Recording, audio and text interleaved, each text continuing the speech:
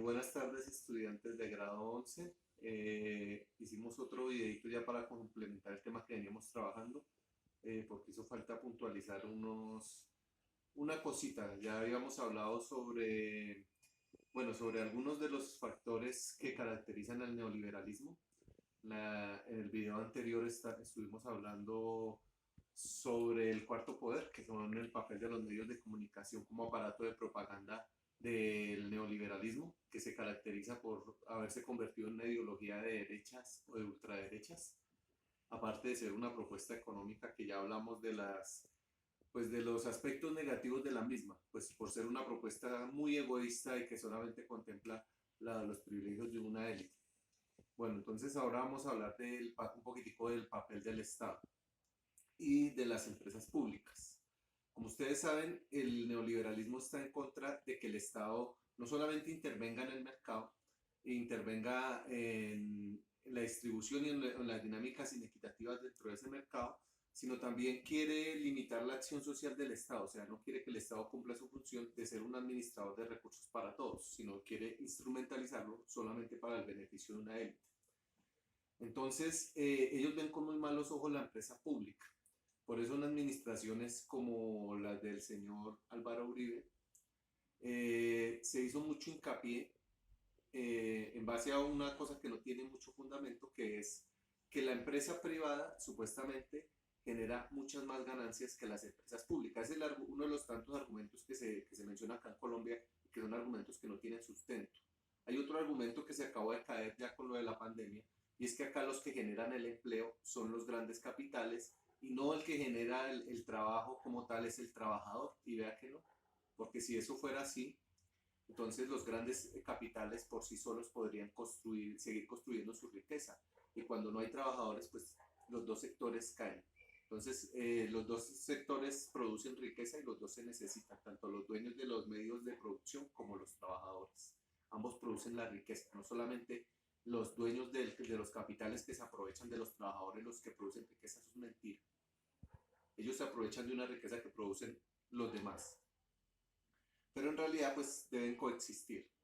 El papel de la empresa privada, de la empresa estatal, de los sectores estatales en estos gobiernos de ultraderecha, pues tienen unas características muy concretas. Por ejemplo, en el gobierno de Álvaro Uribe Vélez, en esta dinámica privatizadora, bajo estos supuestos de que las empresas no producen, las empresas del Estado no producen y que habían cargas fiscales muy grandes que asumía el Estado, pues él decide, para favorecer al sector privado, privatizar nuestra salud con la ley 100. Eso hace parte de una política neoliberal, o sea, reducir el Estado, reducir las funciones del Estado, además de eso pasar funciones del Estado a manos de privados.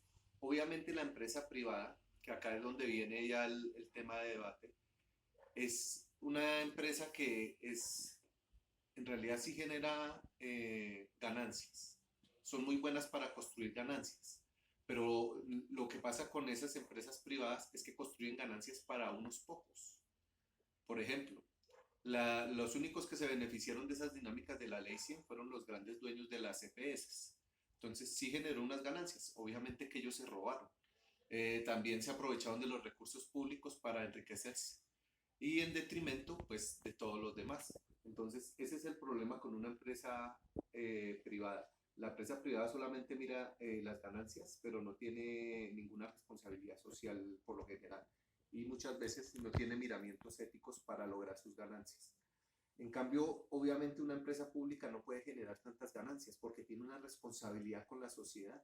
Por ejemplo, cuando el sistema de salud estaba en manos del Estado, pues obviamente no tendría que generar muchas ganancias porque todo eso es una inversión social que hace el Estado para mantener bien al conjunto social, para que el conjunto social siga en todas sus funciones sociales, siga produciendo, siga en la dinámica social. Entonces, más que verlo como una forma de producción, es como una inversión social que se reditúa de otra manera.